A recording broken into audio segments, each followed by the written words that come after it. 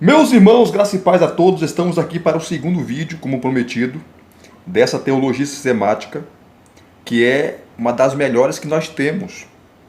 E ela foi escrita por dois grandes teólogos. Um é mais conhecido, né, que é o Frank Ferreira, que eu já mostrei o currículo dele no primeiro vídeo, e o Alan Myatt. O Alan Myatt, ele não é brasileiro, né? Ele mora no Brasil já há muitos anos, mas ele não é brasileiro. Um grande teólogo também. E aqui você tem essa junção, né? Você tem a pegada histórica, que é do Frank Ferreira, que dá aula de história da igreja já há muitos anos, e a pegada teológica do Alan Myatt. O Frank Ferreira também é teólogo, né? Baita teólogo. Mas a pegada dele é mais histórica. Então você tem a junção da pegada histórica e a pegada teológica. Porque é impossível você estudar teologia sem conhecer a história. A teologia faz parte da história. Para você saber por que pensamos como pensamos, você tem que olhar para o retrovisor da história. Então assista lá o primeiro vídeo, onde eu mostro o sumário, onde eu mostro o currículo dele, de ambos, né? De ambos, do Myatt e do Ferreira. Eu falei aqui da pegada que é histórica, né? Uma análise histórica, bíblica, apologética para o contexto atual. Trabalha aqui o nosso protestantismo, né? O protestantismo brasileiro, né? As religiões brasileiras, as religiões afros, né? Enfim, trabalha também a questão aí mística, né? Que o Brasil tem.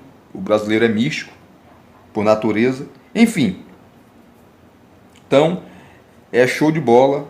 É uma sistemática que eu uso bastante, juntamente com a do Wayne Grudem, juntamente com a do Robert Coover, do Alistair McGrath. É uma sistemática maravilhosa. E se você tem ela, parabéns. E se não tem e puder adquirir, adquira, que você vai estar investindo no seu conhecimento.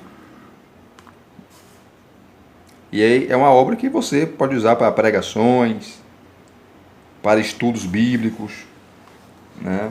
Aulas na escola bíblica dominical, porque a sistemática abrange os principais temas e assuntos da teologia.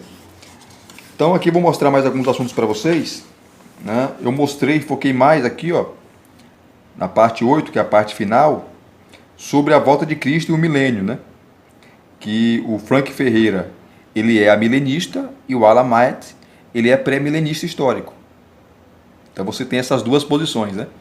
Então você vê a exposição do Frank Ferreira e a exposição do Alan Myatt, mas eles falam também de outras, como o pós-milenismo. Então eles trabalham aqui o pós-milenismo, o amilenismo, o pré-milenismo histórico e o pré-milenismo dispensacionalista, que eu mostrei para vocês no primeiro vídeo. Então assista o primeiro vídeo aí, tá? E eu tenho certeza que vocês vão gostar. E comentem também. Comentem. Daí o feedback de vocês. Deixa eu pegar aqui, ó, a eclesiologia. Tá? Lembrando que eles são reformados, tá? Eles são reformados, os dois. São calvinistas.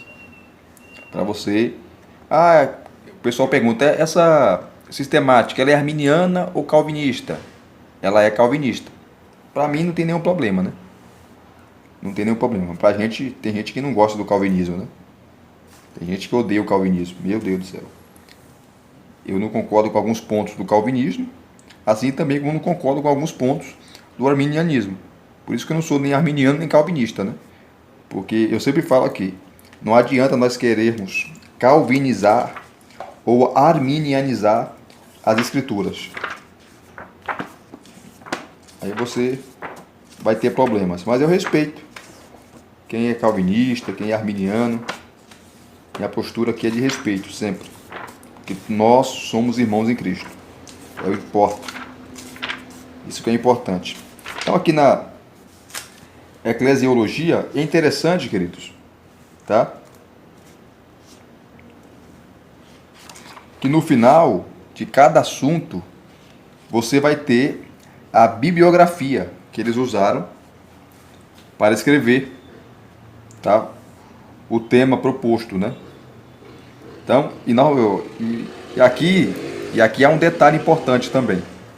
A maioria das obras você vai encontrar em português, então você pode adquirir essas obras, caso não esteja esgotado, caso não esteja esgotado, né? Ou esgotada a obra. Então aqui você tem, sempre no final dos assuntos, a bibliografia que eles usaram. Tá certo?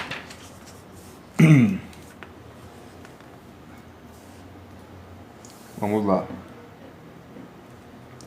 A parte 7, a eclesiologia é a doutrina da igreja. Aqui eles vão citar a Didaquê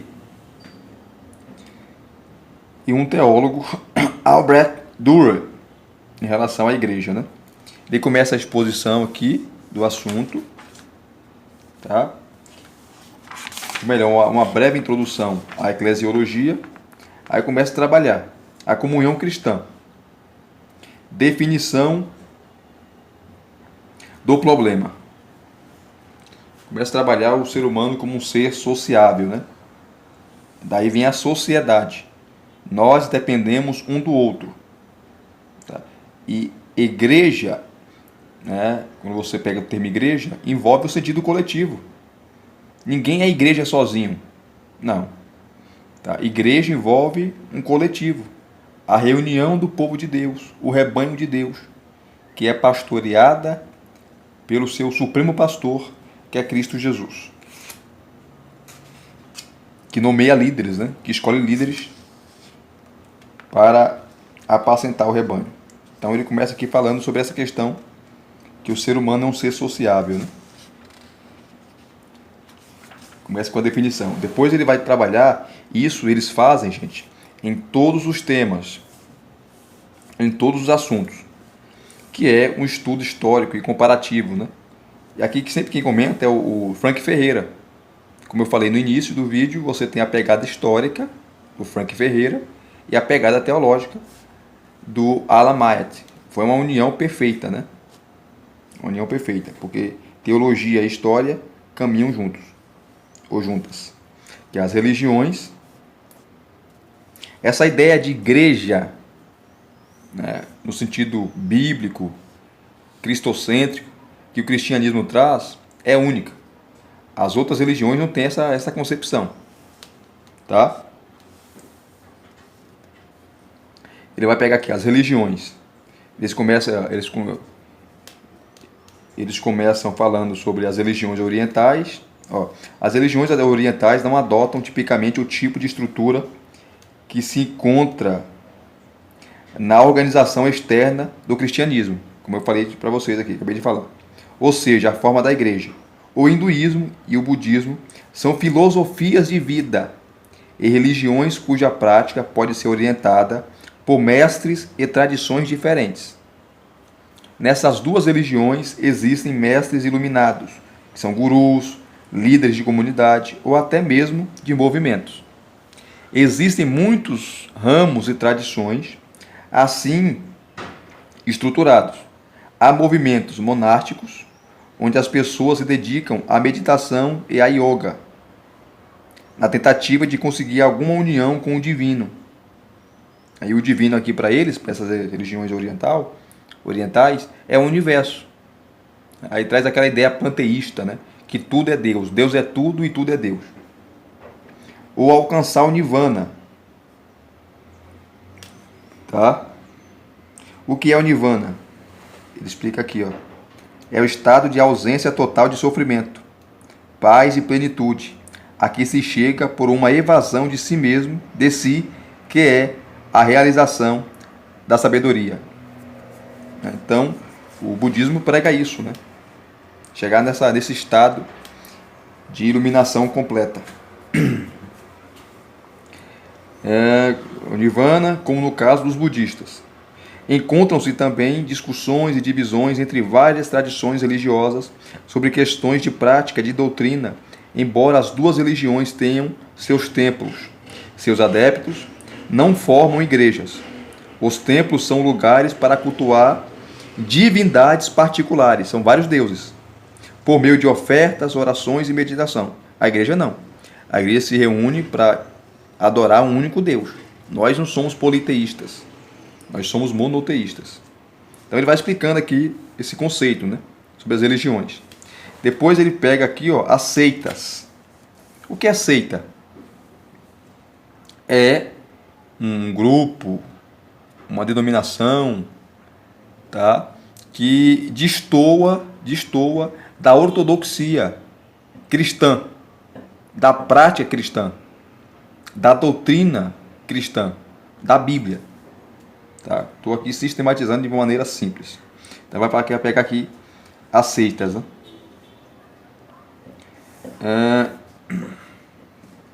Nossa discussão sobre seitas até agora tem focalizado as crenças e doutrinas dos grupos e seus adeptos. Não obstante, a questão da estrutura social das seitas se tem tornado um assunto controverso, desde a explosão das seitas entre a juventude durante as décadas de 60 e 70, no século passado.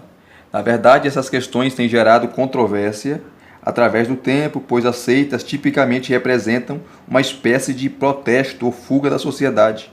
Isto quer dizer que elas exibem um estado de tensão elevado ou exacerbado entre seu grupo e a sociedade. Aí ele continua aqui, ó, falando, tá?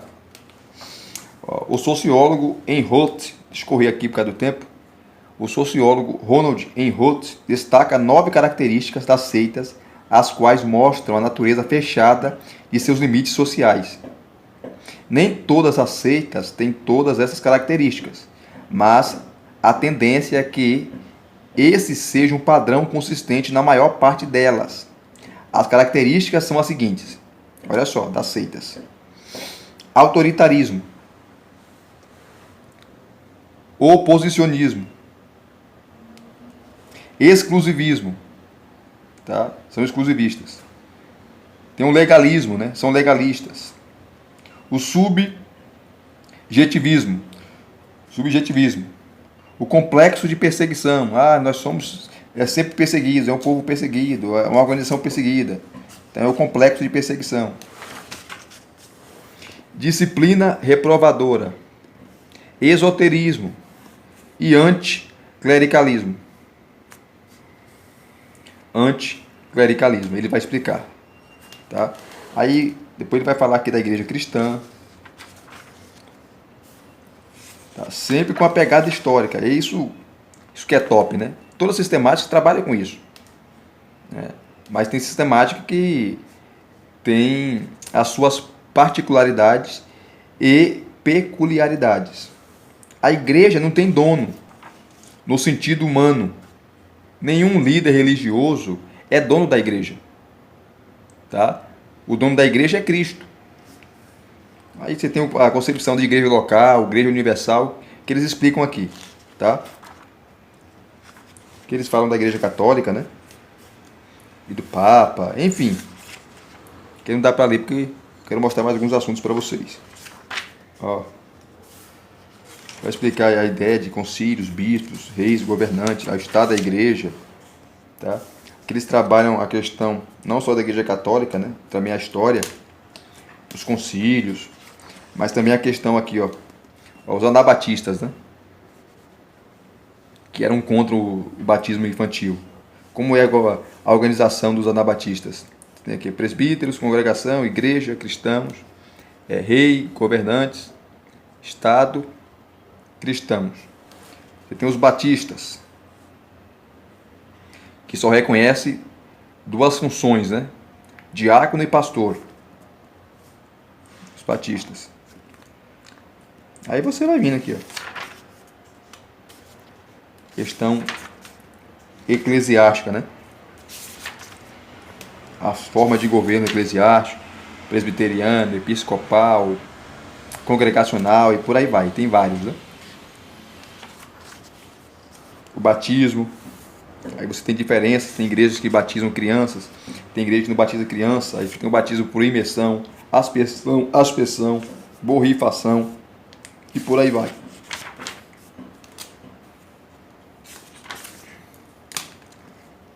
Trabalha aqui as confissões de fé, a ceia do Senhor. Olha só. Sempre com a pegada histórica. Aí sempre você tem um estudo bíblico. Eles vão trabalhar aqui o Antigo Testamento em relação a esse assunto. Depois vão trabalhar o Novo Testamento, tá? E por aí vai. É muita coisa, é muito detalhe aqui. Os dons espirituais. Em relação aos dons espirituais, eu não vou dizer que eles são cessacionistas, mas eles são bem cautelosos, né? Tá? O Frank Ferreira é aberto a essa questão, o Alan Myatt também é aberto a essa questão. Eles são mais abertos em relação a alguns dons, tá? E mais fechados em relação a outros. Os dons espirituais, eles vão trabalhar tanto os dons espirituais como os dons ministeriais. Tá certo? Essa parte de dom aqui é maravilhosa, viu? Traz uma visão equilibrada sobre essa questão. Depois a disciplina da igreja. Então, tudo que se refere à eclesiologia, eles trabalham. Deixa eu pegar aqui a parte 6, ó.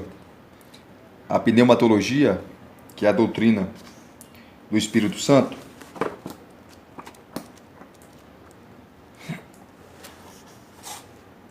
Vamos pegar aqui rapidamente.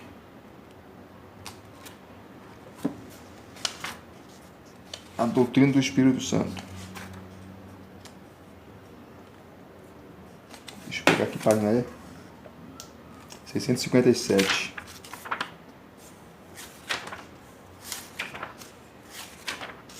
Então você tem a pegada histórica, a pegada apologética, teológica e bíblica, né? Aqui, ó, parte 6. A doutrina da pessoa e obra do Espírito Santo, a pneumatologia. Sempre eles vão citar teólogos, enfim. Nesse caso, eles vão citar dois: Anselmo de Cantuária e João Calvino. Eles começam aqui falando da Trindade. O Espírito Santo faz parte da Trindade, né? A Santíssima Trindade.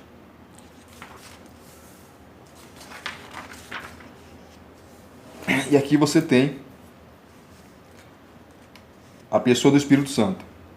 Sempre eles começam, né? Definição do problema. Em relação a esse assunto.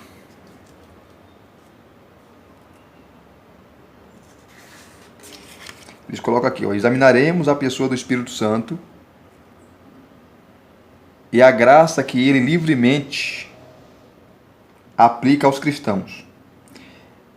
Estudaremos também sobre a igreja, sobre a comunhão dos santos, sustentada e alimentada pelo Espírito, e sobre a consumação da redenção na restauração de todas as coisas. Então você vê, o Espírito Santo faz parte de tudo. Assim como o Pai, assim como o Filho, e assim como o Pai e o Filho, tá, estão ali juntos em relação à igreja, promovendo a comunhão da igreja, você não pode tirar o Espírito Santo. Inclusive, Agostinho de Hipona, né, sobre a Trindade, ele vai falar que o Espírito Santo é o elo de amor. É o elo de amor entre o Pai e o Filho, que é um dos maiores tratados de todos os tempos acerca da Trindade, é a obra de Agostinho. Tá? Maravilhoso, ele fala sobre isso. E a igreja vive nesse elo de amor porque a Trindade vive. Interessante isso. Aí, sempre eles trazem, como eu falei para vocês, em todos os capítulos, a pegada histórica. Eles trazem primeiro um estudo histórico comparativo, vai trabalhar as religiões, essa ideia de Espírito Santo, né, e de Trindade não existem em outras religiões.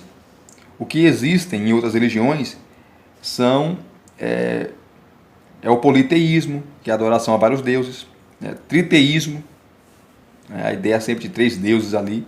Essa não é a ideia do cristianismo, tá? Não é a ideia. Então ele trabalha aqui a questão do Espírito Santo, né, em comparação com outras religiões. Eles eles trazem também aqui, e isso é o diferencial dessa obra, a pegada trazendo sempre o conceito brasileiro, do protestantismo brasileiro e das religiões aqui no Brasil. Eles vão trabalhar aqui, ó, as religiões afro, né, brasileira. Aí você tem as famosas, né, o candomblé, a ubanda, a quimbanda. Eles trazem aqui essa questão, tá? E os conceitos que eles têm, a teologia deles, né? A teologia deles. O Espírito Santo, como uma pessoa distinta, é uma ideia única na fé cristã. Por esse motivo, é difícil achar um paralelo nas demais religiões. Não se pode falar do Espírito Santo nas religiões de origem africana, a não ser que isso seja feito a partir de influências cristãs. Olha que interessante. Anteriormente, notamos que o sincretismo afro-brasileiro fez com que fosse criada uma correlação entre os orixás e o conceito de Deus e dos santos da tradição católica, é uma mistura, né? Isso aqui é um fato histórico, que quando os padres tentaram catequizar os negros aqui no Brasil, e os negros não aceitavam. O que eles fizeram? Os santos católicos, tá? Eles tiveram uma nova roupagem. Os santos agora eram todos negros, pintados, né? Eram feitos com material escuro, né? Pintava de tinta, né? Para ter uma aproximação maior com os negros, e os nomes também, né? Começaram a trocar os nomes. Você tem os Exus, os orixás, né? Então você tem aí santos católicos, e que na Umbanda, no Candomblé, na Quimbanda, tem outros nomes. Então, isso aí você vê o sincretismo, né, entre o catolicismo e as religiões afro. Isso aqui é interessante. Aí ele vai falando aqui, ó. Vai falando aqui. Não dá para ficar lendo por causa do tempo. Aí fala sobre as religiões afro, fala sobre o espiritismo, né?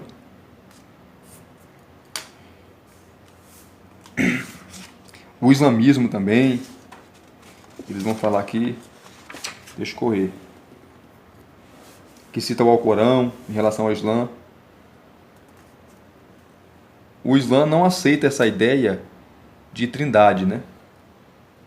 Nem que Deus tenha um filho. Para eles é um absurdo isso. Aí você tem aqui a questão das seitas. Aí ele trabalha agora a história da igreja.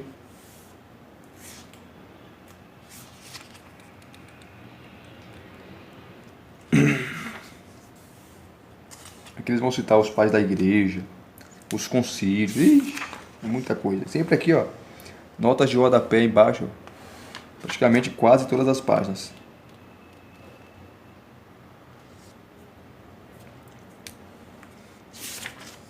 É fantástico essa sistemática.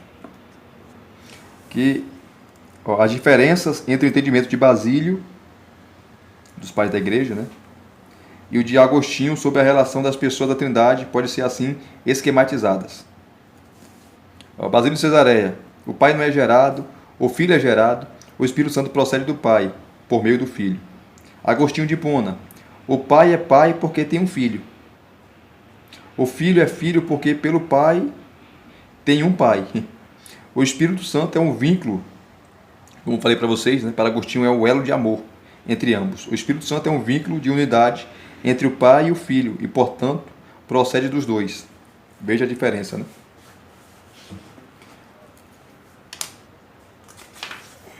Aí você tem o cristão e a cultura.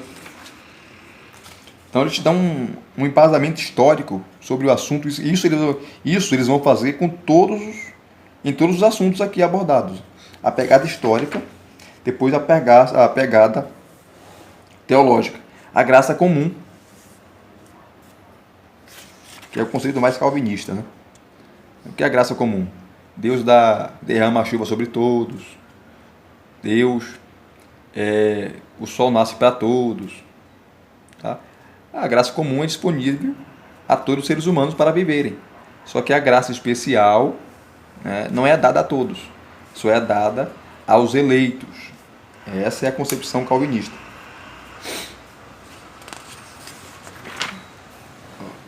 Eles vão tratar sobre a teologia liberal, que é uma desgraça, né? Não creio em nada. A teologia liberal praticamente desmonta a teologia ortodoxa, né? É um perigo a teologia liberal, é um veneno.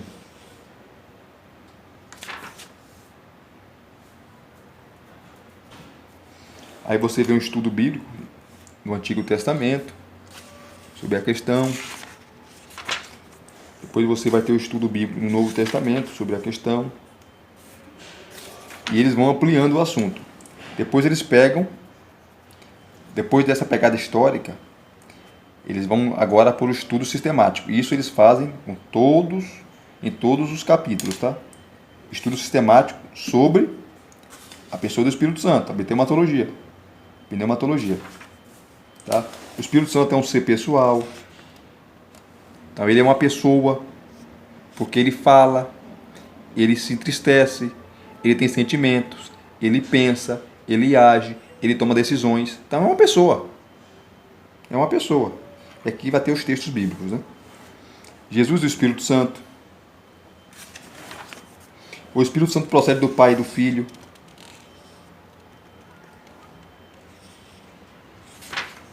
O Espírito Santo na criação e na salvação. O Espírito Santo e a graça comum. É fantástico. Então, ele tem aqui detalhes que outras sistemáticas não têm. Você está entendendo? Toda sistemática é igual. Não. São iguais nos assuntos, mas na exposição dos assuntos são diferentes. Depois, eles trazem aqui um estudo apologético, né? Começa falando do islamismo, que não tem essa ideia de Espírito Santo, nem de trindade, nem de nada. Eles são monoteístas, rígidos, só existe Alá e ponto final.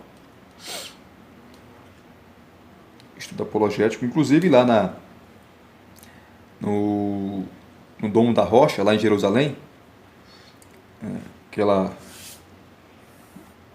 mesquita, né, aquela abóbada dourada que está no lugar do templo lá de Jerusalém, e lá tem uma inscrição que está em árabe, né? Está escrito assim: Alá é o único Deus e ele não tem um filho. Alá é o único Deus e eles não têm um filho. E ele não tem um filho.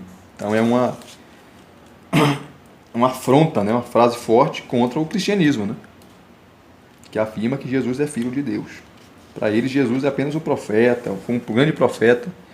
Não passa disso.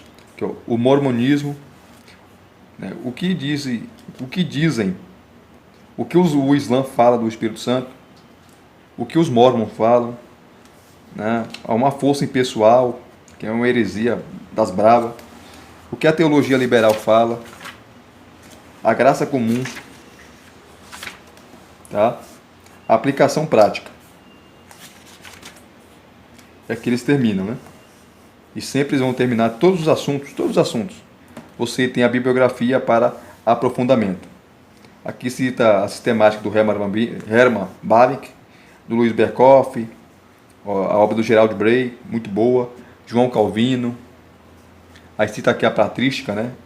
As obras de Basílio de Cesareia, a obra do Millard Erickson, que é a Introdução à Teologia Sistemática, e tem a outra dele, que é uma das melhores também, Teologia Sistemática, do Millard Erickson. Enfim, então aqui você pode encontrar essas obras e você pode adquiri-las. Tem obras que eles vão citar aqui que já estão esgotadas. Aí começa aqui o capítulo 18, né? A união com Cristo e a doutrina da eleição, que eles vão trabalhar a eleição partindo do ponto de vista calvinista. Eles não são arminianos, tá?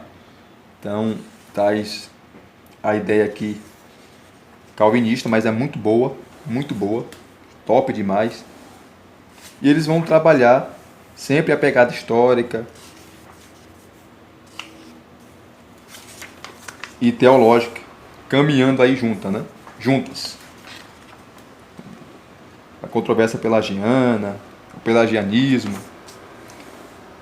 o agostinianismo. Agostinho que trouxe esse conceito. Começou com ele, né? O semi-pelagianismo. Começou com ele esse conceito aí, queridos. De expiação limitada. Que Cristo não morreu por todos. Sobre a predestinação envolvendo aí a raça humana no sentido de que nem todos serão salvos, de fato nasce essa concepção em Agostinho. Claro que isso é trabalhado, né, depois por outros teólogos, mas nasce em Agostinho. Tá? Então, está aqui o segundo vídeo. Se vocês gostaram, deixa aqui o like de vocês, deixe aqui os seus comentários, né? Se vocês gostaram ou não, os seus feedbacks, deixa aqui, tá bom? Graça e paz mais uma vez. Muito obrigado a todos. Até os próximos vídeos ou as próximas indicações, querendo Deus.